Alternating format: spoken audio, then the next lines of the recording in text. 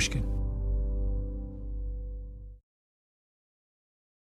Hello, Revisionist History listeners. Malcolm here. I'm stopping by near the end of my book tour because I have a special guest in the house, Michael Lewis. You may know him as the author of Moneyball, The Big Short, Liar's Poker, and most recently Going Infinite, which just came out in paperback, by the way. Or you may know him by his alter identity as a Pushkin superhost. Michael's show, Against the Rules, is now in the middle of a fantastic new season. It's all about the insane rise and the consequences of sports betting in the U.S. You're going to get a chance to hear one of the latest episodes in just a moment. But first, I thought we would chat with the man himself. Michael Lewis, welcome to Revisionist History. It's been too long. Yes. I haven't seen you in ages. I know. We need to right that wrong. Oh. So you've done this show about sports betting, and this comes after what? Your first one was about referees and then coaching, right? The Coaches. experts. We sort of set them all in the sports arena. And this is, we frame this as fans. And it's sort of like the fracking of the fan, how the sports leagues have decided to squeeze ever more juice out of the fan base. And 6 years ago, the Supreme Court repealed a federal ban on sports gambling. And at that time, the NFL, the NBA, Major League Baseball, the NCAA were all saying sports betting is evil. That it's just like it will destroy the integrity of sports, et cetera, et cetera. And there's long been this taboo in the sports world about gambling. I mean, not even gambling on your own sport. If you caught sports gambling, people have been tossed out of sports. And they flipped on a dime and essentially went into business with the sports gambling industry, and particularly FanDuel and DraftKings, the two sort of big companies at the center of this world. And there's this kind of sports gambling industrial complex that has arisen in the last few years. And it's really interesting. It's like, so the past seasons, I've loved doing the podcast. You are responsible for me doing the podcast. So, you kind of talked me into this. Yeah. And I love that. I love the way it works, kind of different muscles. And when you're writing these scripts, it's a different thing than writing the books. And I like it for all kinds of reasons. But up till now, we've taken themes. This season is 7 episodes, and it's variations on a theme, but it isn't one story. And in this case, this could be a book. It's like almost plotted like a book. And it's about this vast social experiment that's going on that's largely invisible because the consequences are sort of, you don't see it in the way you see, I don't know, opioid addiction or alcohol addiction. You're seeing this thing that historically regarded as a vice, understood to be kind of risky behavior, being foisted upon the American people, especially young American males, in a way that would have been unthinkable a decade ago. And it's sort of like how this is happening, how the industry works, what the economics of the industry are, where this is going, and the effects it's having on, we're talking to everybody from athletes to high school students who are creating sports gambling rings in their high school, and like ultimately how to defend yourself because the industry's coming for you or your children. It's sort of finely calibrated to exploit all of your mental weaknesses, finally calibrated to get you to do the stupidest things you could possibly do in a casino. I'm just curious about how you settled on this particular topic. When was sports gambling when did it start buzzing around your head? Well, to be completely honest, it was buzzing around my head because you can't avoid it, right? Even in California, sports gambling is still illegal. It's legal in 39 states. California is not one of them. Soon will be one of them, probably. But even in spite of that, living in California 4 years ago, I started getting bombarded with ads from DraftKings and FanDuel telling me to bet on sports. And the commentary around sports had completely changed. So it caught my attention then, but it was our brilliant producers who came and said, what do you think about this as a subject? And it instantly went, yes, that it just hasn't quite been done. Sometimes the best stories are things that no one ever thought about. Some of the best stories is just like what's under your nose that no one's really noticed. And hiding in plain sight. Hiding in plain sight. The more we dug into it, the more shocking it was, just how predatory it is, just how as a business, FanDuel and DraftKings, the two companies at the center of the industry, they're framed in the public mind as always just fun. It's gaming or whatever. It's or maybe like a casino. It's not at all like a casino. These are businesses that really haven't ever existed before. It's casinos with unbelievable amounts of data about the gamblers and incredible ability to nudge the gamblers into ever and ever stupider things. And it's in your pocket. It was a combination of that kind of dragged me into it. And it was also just like the whole sports gambling as an activity is more interesting to me than casino gambling or even blackjack. We spend some time with sports gamblers, the very best sports gamblers who beat the house. And they're doing stuff very like what the Oakland A's front office did back in the late 90s and early 2000s, where they're doing a fresh analysis of the sports to glean fresh insights that the market, is sort of oblivious to, so that they get an edge. And that's interesting to me. It's like, at the same time, the corporate side of it is kind of dark and gross. The gambling side of it is kind of fun and interesting for the people who know what they're doing. I've been struck by how much the sports gambling has infected our world, podcasting. I mean, sports podcasts have turned into sports gambling podcasts. You got it. I mean, I spend many, many hours of my life listening to Bill Simmons, but it's like he mentions FanDuel in every second paragraph. They've rained so much money on media that there's just not much blowback. There's a huge financial disincentive to doing the story. Like, first question your business people ask me is, can we take FanDuel and DraftKings money? And very much not in your spirit, I said no. I know what do you mean? Very much not in my spirit. Because you were so because you were so good at plowing right through the ordinary ethical objections and getting to that and getting to the cash. It's so true. It's so true.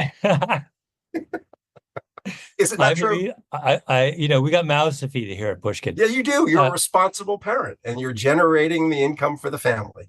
But I'm kind of I'm a wingnut off to the side of your operation. And I just said, no, it's pretty clear that we've got to be completely free of the taint of their money.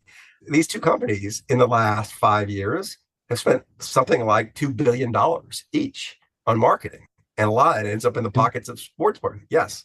$2 billion. $2 billion. Yes. That's like General Motors level. We had someone who I think is a trusted source tell us that they're the biggest advertisers in America. They're bigger than the beer companies. They're bigger than the car companies. And that isn't actually surprising to anybody who watches sports. It's like every other ad is an ad for gambling.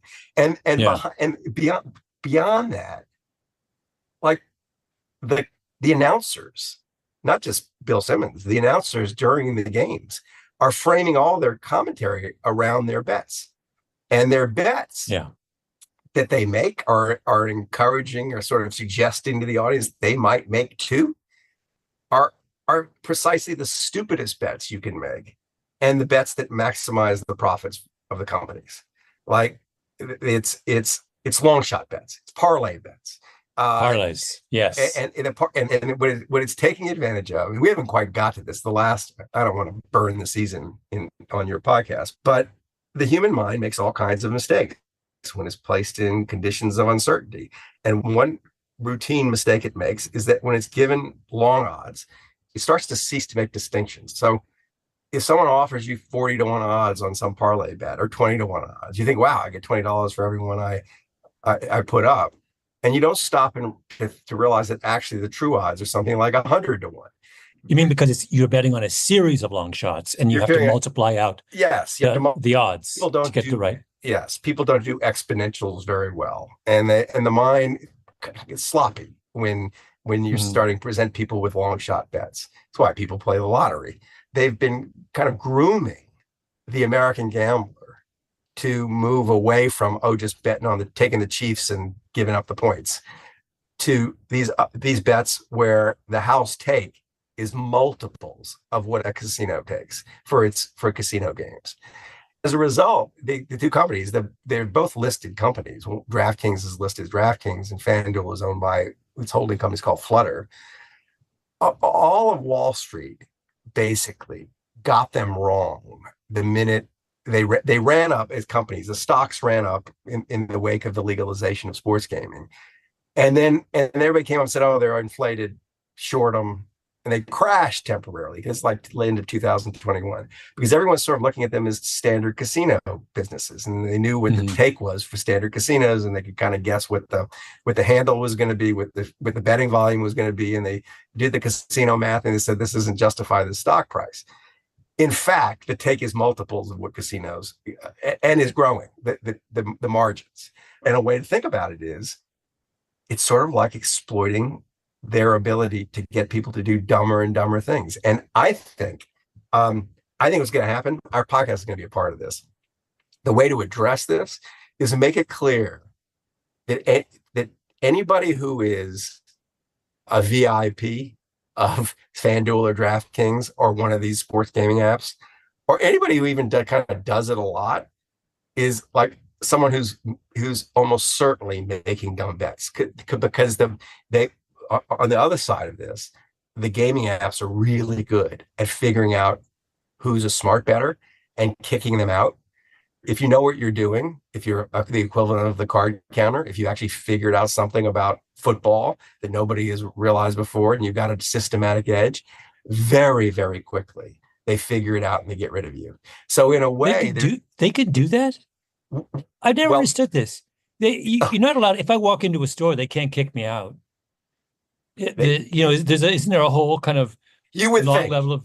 You would think their analogy that they want to draw is it's like the card counter coming into the casino. We can throw out we don't have to service the card counter at the blackjack table. I don't want to ruin the whole show, but our producer took an enormous pile of cash with smart betting ideas, and it took her moments to get chucked out.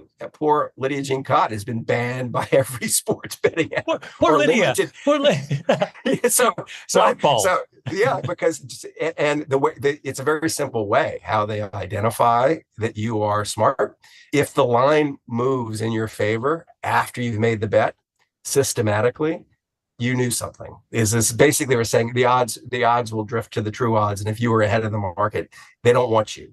And so, but the part is that, and I said this to an audience of money managers not that long ago. They were asking me, like, do you have any tips to how to identify a good money manager? And I said, well, there's a new one now available. Before you let someone manage your money, you got to ask them if they have accounts at FanDuel and DraftKings and they're sports bettors, and like, what's their relationship with those enterprises? And if they say, man, I'm like a VIP, or I do it all the time, or don't give them your money to invest. Like, if they are identifying people who should not be professional investors. Michael, can you describe tell me a little bit about the episode we're about to hear? So this is the episode where the main character is Rufus Peabody, who is one of America's great sports bettors. And by the way, did you make up that name? No, I know. That is if I had to imagine the name that Michael Lewis would make up for his lead character, it would be Rufus Peabody. I told Rufus Peabody when I met him that if my name was Rufus Peabody and Michael Lewis, I'd be worth 3 times what I'm worth. That it's are you kidding me? Yes, it would be totally. It's wasted on a sports bettor. It should be an author. Rufus he's still young. Yale class of 2009 or whatever. He is the leading kind of smart edge of gambling, but he was present before legalization. He was present in the markets back when Vegas was the market. We traveled with him to the point where his bets are no longer accepted. What interested me about him and his mentor is also a big character in the episode. Roxy Roxborough, a legend in old Vegas sport. Oh my God. I know. And what you love about Roxy is he's Canadian. He's Canadian. Michael, we now have we now have a parlay of improbably perfect names. You're going to love listening to them. They're wonderful. They have a lot to say. They're very smart people. I just thought, what is the most interesting point of view on this market? And it was the point of view of the sharp, the edge player, the person who's beaten the market. It's like, who's the most interesting person to talk to about a casino? It's either the person actually running the casino, or is the card counter, or the person who's figured out how the slots are rigged, or who's seen that the roulette wheel is slightly off. It's someone who is looking at the market from a superior kind of vantage point. So it's walking us into this new market through the eyes of an edge player. You have the one thing that has distinguished you throughout your career is I feel like no one has his finger closer to the pulse than you. You've done it repeatedly, and it sounds like you've done it again. It's a gas of a season. Michael Lewis is host of Against the Rules right here at Pushkin. Here's his latest episode, A Hard Way to Make an Easy Living. Give it a listen and head over to Against the Rules and subscribe to hear more. Thank you, Michael. Thank you, Malcolm. Oh, yay, oh, yay, oh, yay. May 2018. The United States Supreme Court strikes down the federal law that has effectively banned sports gambling in nearly every state. What happens next happens faster than anyone imagined, and happens in so many places at once that it's basically impossible to follow it all in real time. I ended up picking Mississippi and Kansas as the two states that I really decided to focus on, and really was just there, becoming a part of the furniture as the lobbyists were working their magic. That's Eric Lipton, New York Times reporter, who with his colleague Ken Vogel just sat and watched as lobbyists created the conditions for a new industry to emerge overnight: sports gambling. And, buttonholing various legislators, getting them to introduce language that they wanted into the gambling bills, changing the tax rates, getting, provisions included that would allow them to entice bettors with free bets that they wouldn't have to pay taxes on. Eric knows that state capitals are where the action is. He started his career covering state governments for local papers. When he returns to his old beat, he sees right away how much lonelier state capitals are, because his old job, State House reporter, now barely exists. There were times when I was in the state capitol where I was pretty much the only reporter there while they were debating, sports betting. And I would stay until they wrapped up 2 a.m. as the session was closing and they were trying to get the bill passed. And there were no other reporters present. It's like if you do something at the federal level, there are going to be a lot of people watching still. A lot of reporters who will cover national politics. But if you push things down to the states, you're more likely to just operate in the shadows. Yeah, and I think the lobbyists know that. And it's actually a lot easier to get things done in state capitals. You can build a national strategy through a collection of states. Eric and his colleague at the Times wrote about Kansas back in 2022. But he could have written the same piece almost anywhere in the United States. 38 states, plus Washington, D.C., were rushing to legalize sports betting and rolling over for the new sports bookies, who were pushing to minimize just how much of a cut the states took. They cut the tax rate almost in half. They gave them the ability to give out free bets as a promotion to sign people up and not have to pay taxes on that. So essentially the state becomes a loss leader, a promoter of getting people into gambling by giving them tax-free promotions. And without a whole lot of pushback from anyone. Oftentimes the legislators weren't even aware that they were passing these things, or it was given to them at the last minute just before they were asked to vote on it, and they weren't even fully informed as to what they were voting on. Overnight, the states have gone from the bookie's cop to the bookie's partner. So have all the pro sports leagues, the NFL, the NBA, and Major League Baseball. The entire sports industrial complex now has a stake in the revenues that flow into sports gambling companies like DraftKings and FanDuel. There's now a vast new machine with one clear purpose: to maximize those revenues by maximizing the number of bets that Americans make on sports. A sports equinox is coming for sports. One day, one contest that's free to play. FanDuel Sports Equinox free play contest. It's as if when Prohibition ended, there were these two massive liquor companies sitting there with databases on individual Americans and their taste for alcohol. And the government ordered them to go wave a glass of whiskey under the nose of every alcoholic to persuade as many as possible to start drinking again. Of course, there are some restraints, some rules. No state has allowed small children to gamble on sports. 8 have declined to allow people to gamble on their phones. And the taxes that the new industry pays varies a lot from state to state. New York takes 51% of all sportsbook revenues. Indiana takes only 9.5%.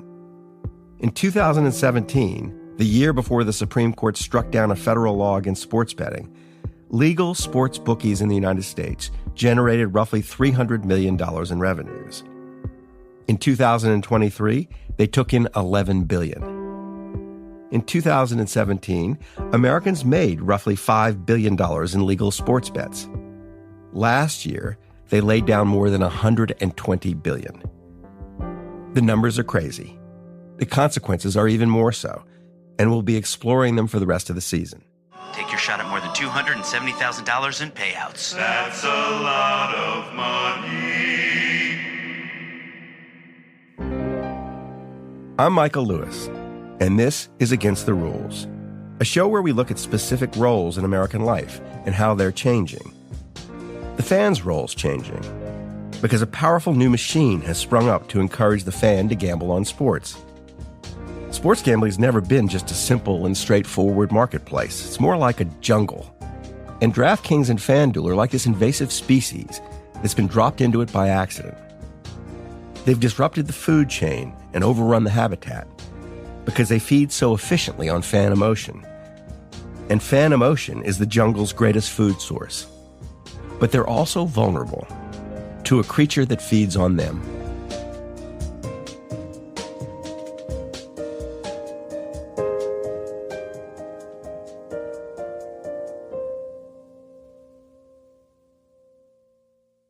Let's recall for a minute what sports gambling once was in America by listening to just a snippet of a press conference held back in 1961 by then Attorney General Robert F. Kennedy. The report has been, since the passage of the legislation, that big-time gambling by the big-time operators has been materially decreased since the passage of the legislation. Kennedy's celebrating a new law called the Federal Wire Act. The point of the law was to cut the legs from under the mafia by shutting down its sports gambling operations, by giving the federal government the power to arrest and prosecute anyone who booked a sports bet over any phone or telegraph wire that crossed state lines. And in fact, the head of the Royal Mounted Police in Canada said in a speech last week that Canada will now have to pass legislation and take new steps because many of the big-time gangsters and hoodlums of the United States are now moving to Canada because of the drive that is being made against them here in this country. When you think of Canada, this isn't the first thing that pops into your head. Happy refuge for big-time gangsters and sports gamblers. But I don't know. It was a different era. I always had an interest in sports. My father coached me in swimming, coached me in tennis. But my world changed when I found out you could gamble on it. I became no longer a fan. I became interested in gambling. That's Michael Roxborough. Everyone just calls him Roxy now. He grew up in the 1950s in Canada, in a nice upper-middle-class family. He's now Zooming with me from a home in rural Thailand with the AC blasting in the background and a straw fedora on his head, and the emotional feel of a man in a witness protection program, a placeless man. But he really did grow up in Canada. When Roxy was a kid, there was a sports gambling market. It was smaller and more constrained than it is now, but very real. And its center was the pool halls of Vancouver, British Columbia. If you envision in the movie The Hustler, if you take a look at the pool rooms of that day, those were the pool rooms of my day. Mm-hmm. It was just full of wannabes, desperados, hustlers, drug dealers, bookmakers, everybody that was operating outside the law. Right. When you got the bug, what'd your parents think about it? Not too happy. My father was a Harvard MBA and my mother was a high school valedictorian. And I think they had higher aspirations. Roxy's dad wanted him to go to Dartmouth, and he got in. But he went to American University in D.C. because he sensed the action was better there. I ran a blackjack game in the American University dorm at night, and that's what's the source of most of my profits. But then I got kicked out. For what? For running that blackjack game. Roxy never did finish college. Instead, he went back to Canada, cycled in and out of boring jobs, but never stopped gambling. And then he finally caught a big break by reading a book. I was in a Reno airport flying back to Vancouver, and I picked up a copy of Ed Thorpe's Beat the Dealer. Beat the Dealer was the first book to show how a gambler inside a casino could have a systematic edge by counting cards in blackjack. The other casino games, like slots and roulette, were more or less perfectly rigged against the gambler. Anyone who played them for long enough was sure to lose. Blackjack was an exception. Play blackjack for long enough, at least the way Ed Thorpe taught people to play, and you were sure to win. Ed Thorpe published his book in 1966. A few years later, Roxy read it, and it gave him the idea that changed his life. I decided that if I'm going to look at sports betting, I need to look at it statistically driven, data driven, not visual or instinct or just watching a lot of games. Outcomes in sports were obviously far less regular and predictable than outcomes inside slot machines, or even at blackjack tables. But that didn't mean you couldn't learn stuff about sports that would allow you to make better predictions. Not perfect predictions, but better predictions than everyone else betting on games in the 1970s. Roxy had baseball in mind. The guys who booked baseball, legally in Nevada and illegally everywhere else, offered gamblers the chance to bet on not just who would win the game, but how many runs both teams would score. Roxy had an insight that seems obvious now. The number of runs scored in any baseball game depended on factors like the weather at game time and the size of the fields. San Diego's was a good example. You just could not hit the ball out of there. And then the Padres went and spent like an outrageous contract to sign a guy like Oscar Gamble. All he did is hit fly balls. And that park was a place where fly balls went to die. So you soon found out that general managers really didn't know anything about their own ballparks either. The idea that the people who run sports teams don't know what they're doing has probably never been a new idea. Fans have always thought that they know better. What was new is that someone in the stands was actually figuring something out. The effects of the wind and the humidity and the barometric pressure on a ball that was flying through the air. We started getting weather reports from all the cities to parse out which ones helped scoring or hindered scoring. And dimensions, right? I mean, just the length of the left field fence. Dimensions were important, and we found out a couple of the ballpark dimensional drawings were wrong. They had the North Pole wrong. What pointed north, because we went out and did them ourselves. Roxy moves to Vegas full-time in 1975 to bet on sports.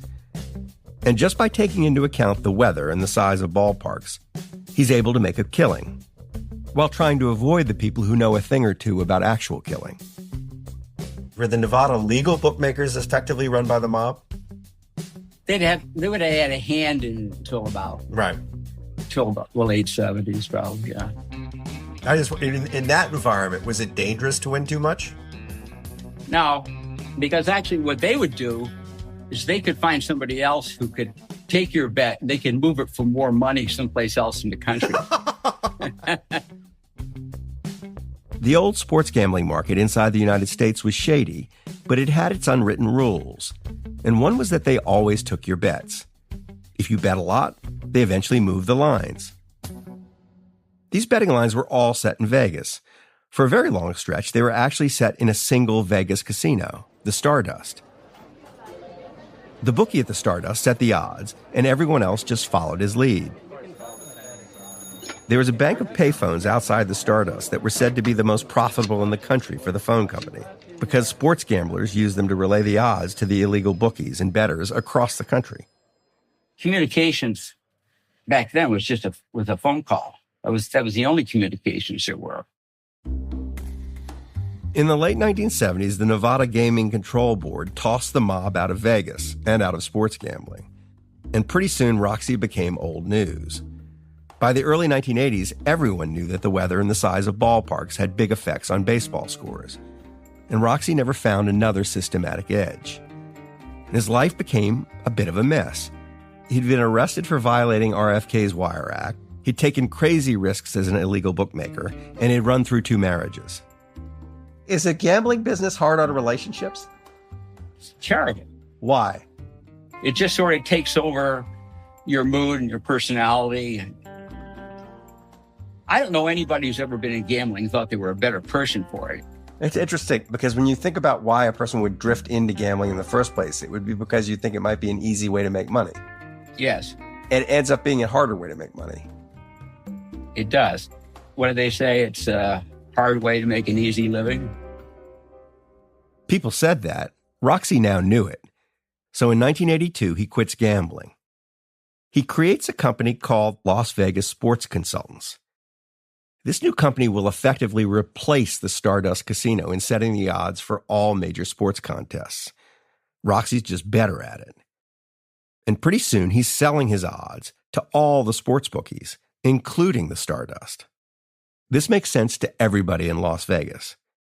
Hiring Roxy to set the odds in sports is like hiring the first card counter to guard the blackjack tables. So I said, I'm going to try this for a couple of years, but I'm not sure if it's going to work because it wasn't a given that every hotel was going to have a sports book. It was a rather limited business.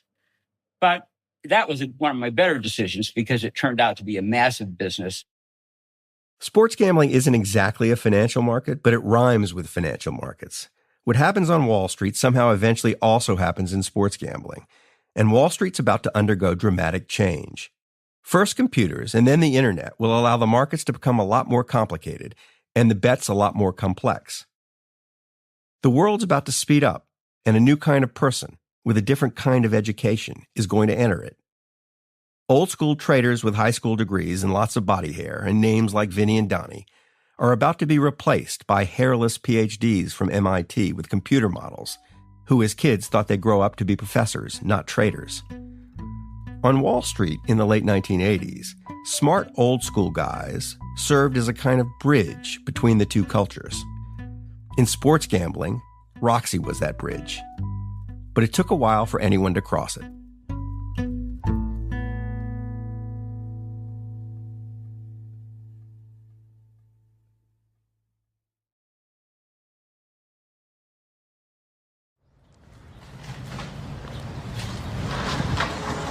We're here to see Rufus Peabody. Okay. We're in the right place. Yes, great. We're still in Vegas, but far from the Strip. We're not going to be long. We're just going to make a bunch of sports bets. He runs an illegal gambling operation upstairs. Oh, does he? I never even knew this. You want any action? Don't vote for the Lakers. The real action is no longer on the Strip. The real action is basically invisible. But here, on the 17th floor, with a sweeping view of the distant casinos, Rufus Peabody lives and works. Rufus, we're here. Rufus Peabody is who crossed Roxy's bridge. I never was a bettor as a kid. I didn't know anything about sports betting. You didn't feel a little twinge of desire? None. Most people that got their start, they started losing and then they learned how to win. But I was never a bettor. I never grew up betting, like besides NCAA tournament pools, and I was always good at those. But for me, it was a game. And I'm a risk taker, but I'm not a gambler by nature. Rufus grew up outside of Washington, D.C. Always loved sports. Thought he might like to be a sports journalist.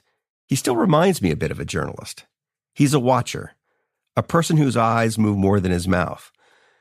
But even when he was a kid, his mind took him places that journalism usually doesn't. So it was, this team won 82-64, but why did they win? Basically, I kind of wanted to report on the why it happened rather than just this guy got 18 points and 12 rebounds and this team won, right? I kind of wanted the story of why. Right. You wanted explanations. I wanted explanations. In 2004, Rufus graduated from high school and went to Yale. He was still obsessed with figuring out why. He studied statistics and built models that predicted the performance of athletes and the outcomes of sporting events. Not because he wanted to gamble on them, just because it was cool to figure out stuff that even people who run sports teams don't know. He wanders around Yale looking for someone to teach him more. Rufus wants to do a thesis on, if I remember correctly, behavioral biases in the baseball betting market. He's who Rufus found. His name is Cade Massey. He's a professor of organizational behavior. Was it interesting? Oh, yeah, absolutely. I mean, what's not interesting about trying to find psychological mistakes that people make with hundreds of thousands of observations of real money being bet. And he found mistakes. I mean, he was finding profitable strategies right off the bat. Rufus just kept asking questions about the behavior of sports gamblers. He still wasn't placing bets himself. He was just working with his professor to build a model to predict college football scores. They pitched it to the Wall Street Journal, and the Journal agreed to publish their college football picks of the week. It was just how they would bet, were they to bet on college football. And he would then post our picks of the week. We were just posting them because we were working with the Wall Street Journal. So post them on Tuesday or Wednesday, and then he would watch as the prices started moving on his screen. Oh, my God. Which is to say the sports gambling market would see their picks and move in response because the market figured out that their picks were that good. Within a year or so, we quit posting college picks because it was getting too much in the way of what he was trying to do. Because he wanted to bet it himself. Because he wanted to bet it. And if they're so good, you would bet them. You wouldn't sell them. Right. I mean, it was bound to eventually occur to Rufus that if he could predict the scores of college football games, then he should just bet on them himself. But it's funny how he got there in his head. Roxy Roxborough had started as a gambler, who then set out to find some kind of edge to bet. Rufus Peabody started by finding these edges and kind of stumbled into gambling. And then found Roxy. During Rufus's junior year at Yale, he read an article in ESPN about Roxy's sports analytics company, Las Vegas Sports Consultants. Roxy's company wasn't used to getting resumes from Yale juniors, but they gave him a summer internship anyway and showed him their world from their offices right next to the Las Vegas airport. They would bet on what plane was most likely to land next, right? And this is like sort of pre-internet days or being able to see flight plans and stuff like that. And so it was like, okay, American Airlines is like 6-1, Southwest is 2-1, whatever. What people didn't realize, though, was Roxy actually had a contact in the control tower. And so Roxy won. He made money off of these bets. But he didn't make enough to draw suspicion. That was the key. But he would occasionally hit the Japan Air at 300-1, right? Or whatever. Roxy's crew would bet on everything. Rufus wasn't like that. He didn't even think of what he wanted to do as gambling. But he did want to understand this other world. This world where people bet on anything that moved. They shared the building with American Wagering, so with Leroy's, which was a sort of third-party sportsbook operator. Leroy's didn't have a casino, but they were in casinos like Hooters or terrible Herbst, right? Hooters has a casino? Yeah, Hooters Casino. It's on the Strip. It's right Tropicana, basically. All right. Yeah. So I meet the head trader there. Right. And I have all these questions. A bookmaker can make more money. Let's say if they know the public's bias, they can make more money setting a line somewhere between the true price and the price the public thinks. That's the way to maximize. There's no reason you should understand what Rufus just said there. But let me try to explain it because it tells you a bit about how this old school sports gambling world works. The line is just the odds or the point spread. The true price is what the odds would be if you somehow knew every possible relevant bit of information about some upcoming game. Of course, no one ever knows everything.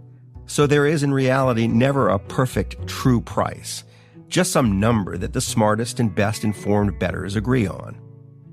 Say they agree that the Packers should be 8-point favorites over the Cowboys. But most of the gamblers are Cowboys fans, and the Cowboys fans think the Cowboys are only 3-point underdogs. Rufus was asking the bookie if he thought he could entice the public to make more stupid bets if he set the line not at the true price of 8 points, but at, say, 5 points. Because Cowboys fans will think the Cowboys are better than they actually are and bet even more. I said, theoretically, you can make more money setting a line somewhere between the true price and where the public thinks the price is. And he says, theory?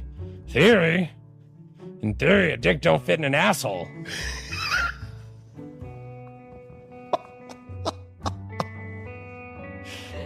And this guy, yeah, he was probably 300 pounds, 5'8", smoking a cigar in a dark room, looking at a bunch of numbers on a screen.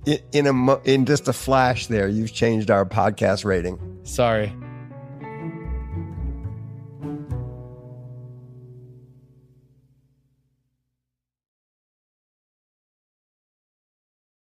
Rufus Peabody, recently of Yale, is no one's idea of a hustler.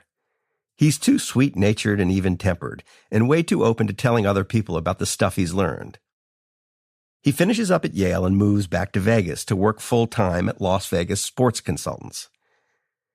But now Rufus thinks he might have an edge, and people in and around Roxy's firm think that maybe he's right. The Super Bowl was my first big break, Super Bowl 2009. Okay. I had made a friend with a professional sports bettor, a guy that bet baseball. And he loaned me $10,000 to bet. I had my own $10,000 to $12,000. My boss, Kenny, unbeknownst to everybody else, invested $40,000 in me and gave me a 20% free roll on it. Meaning that if it wins, you take 20% of the profits, but you suffered none of the losses. Correct.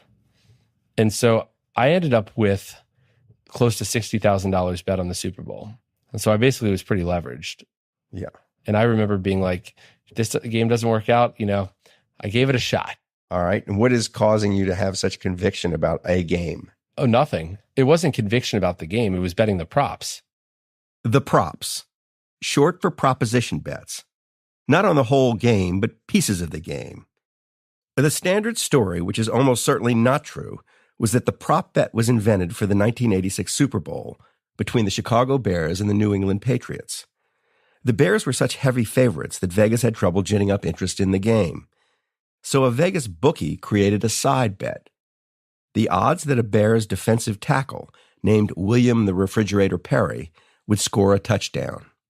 It was a long shot bet, and the betting public loved it, and Vegas bookies lost a fortune when the fridge did indeed score. But back to Rufus, and forward to the Super Bowl of 2009. The Pittsburgh Steelers played the Arizona Cardinals. Rufus wasn't betting the whole game, but pieces of the game. His pro football model spits out odds for all this weird stuff that Vegas bookies are now offering bets on. The odds that Steelers running back Gary Russell will score the game's first touchdown, for example. Rufus has vast troves of data to mine. He can do stuff with it that Roxy would never imagine. He could do stuff that even the people who run the Pittsburgh Steelers would never imagine doing. I mean, even Gary Russell likely has no idea that you can calculate the odds that he will score the game's first touchdown. But Rufus can. His model puts those odds much higher than the bookie's odds. So in Rufus's mind, it's a great bet. He makes dozens of similar bets. Bets where his model tells him that the bookies are giving him better odds than they should. I still remember going, it was like Harrah's, Caesars, the Rio. I ended up getting down like $200 at a time, like $5,000 positions on a few things like that were really good. And so I was diversified.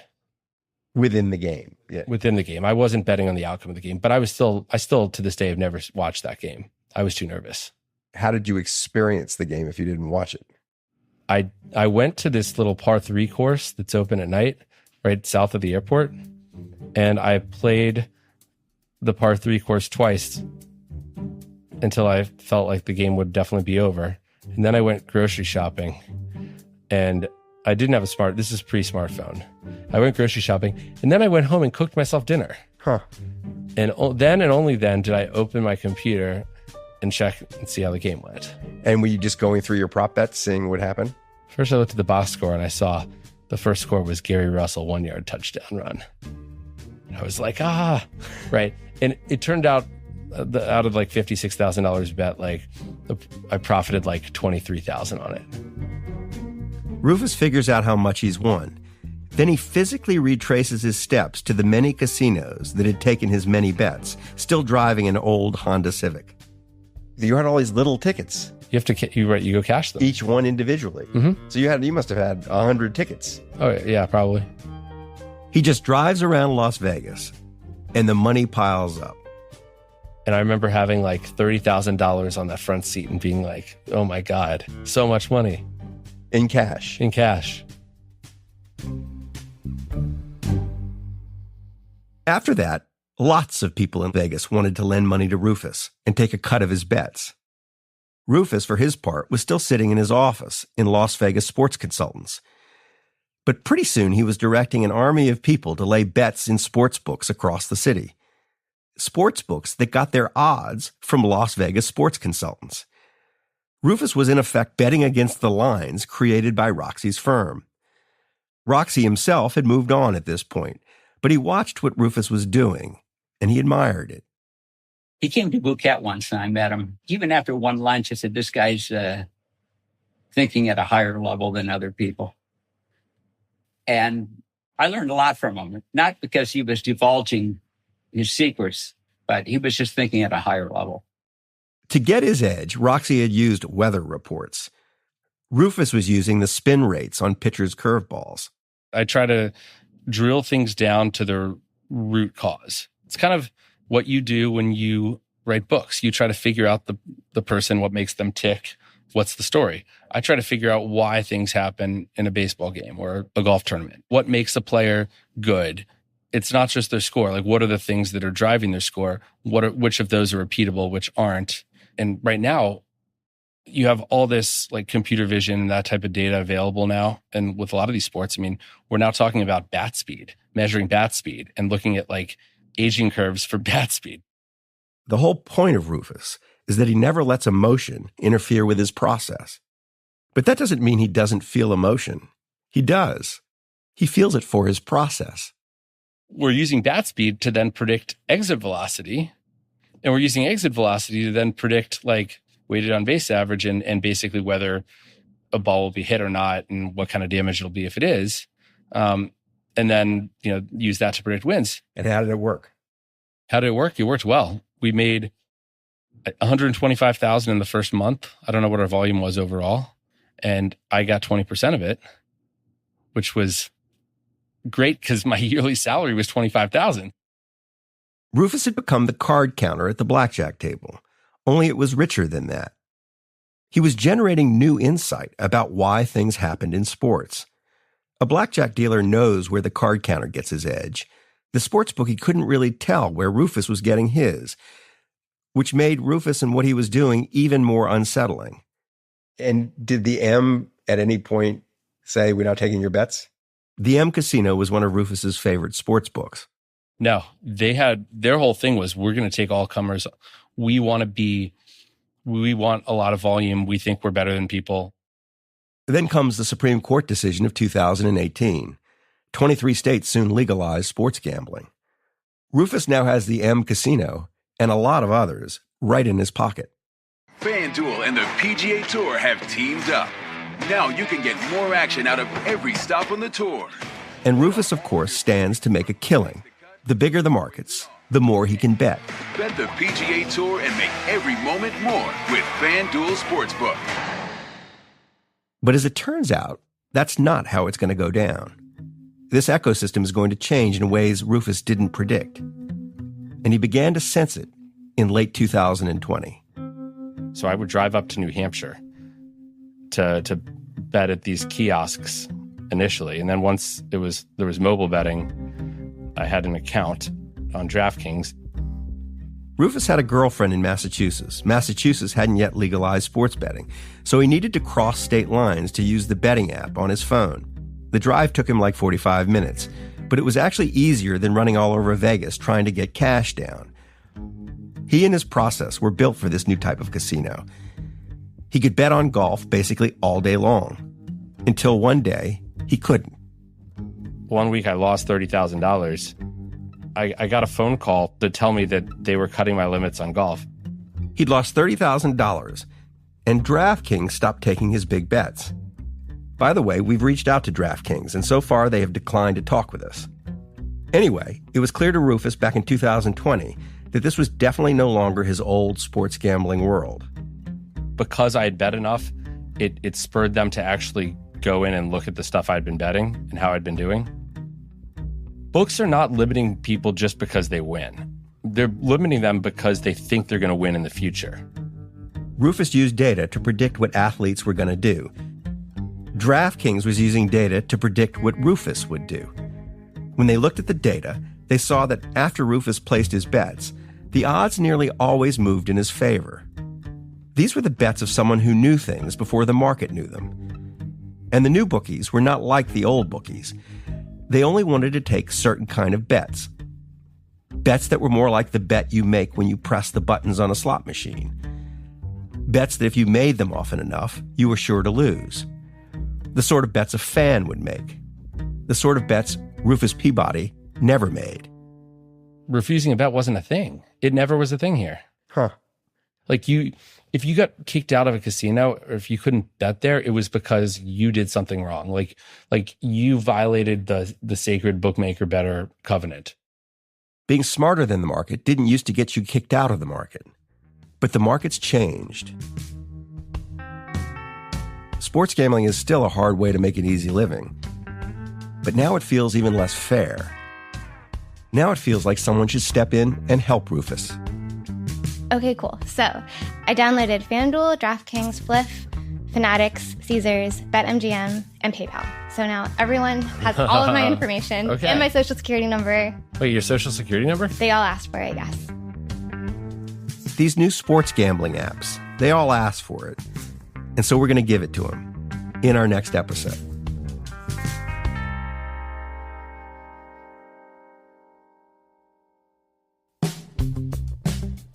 Against the Rules is written and hosted by me, Michael Lewis, and produced by Lydia Jean Cott, Catherine Girardeau, and Ariella Markowitz.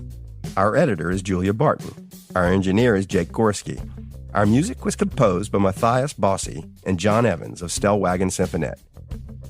Our fact-checker is Lauren Vespoli. Against the Rules is a production of Pushkin Industries. To find more Pushkin podcasts, listen on the iHeartRadio app, Apple Podcasts, or wherever you listen to podcasts.